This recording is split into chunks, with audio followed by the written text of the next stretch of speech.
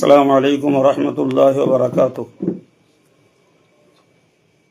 সম্মানিত মুসলিম ভাতৃবৃন্দ, আপনারা 1447 হিজরির রমজানের রোজার জন্য সকলেই ব্যতিব্যস্ত, কিন্তু জানেন তো বিষয়টি নির্ভর করে নবচন্দ্র দৃষ্টিগোচরের উপর।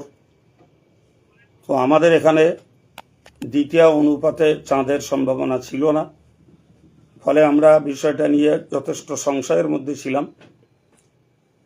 তারপরে মাগরিবের পরে পশ্চিম দেশে যত সূর্য গড়িয়েছে তত দ্বিতীয়ার বয়স পেয়েছে, ফলে আমাদের সংবাদটা সংগ্রহ করতে একটু দেরি হওয়াই স্বাভাবিক। কিন্তু আপনারা মাগরিবের পর থেকেই অনেক ব্যতিব্যস্ত করছিলেন, এর ভিতর থেকেই আমরা সংবাদ সংগ্রহের চেষ্টা করছিলাম। এই যে মধ্যে বিভিন্ন জায়গার কিছু সন্দেহযুক্ত খবর আমাদের কাছে এলেও সেগুলোর উপরে আমরা নির্ভর করিনি। পরবর্তীতে বিহারে ইমারতে শরিয়া বা ঝাড়খণ্ডের চাঁদ দেখার খবর এসছে।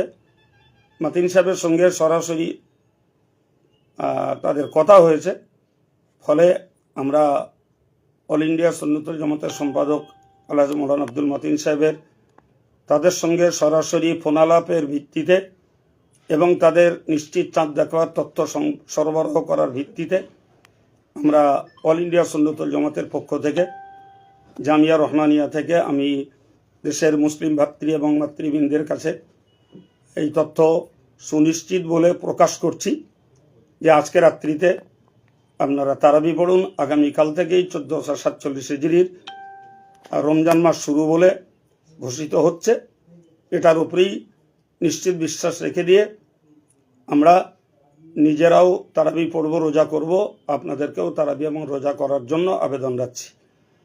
আসসালামু আলাইকুম ওয়া রাহমাতুল্লাহি ওয়া বারাকাতুহু।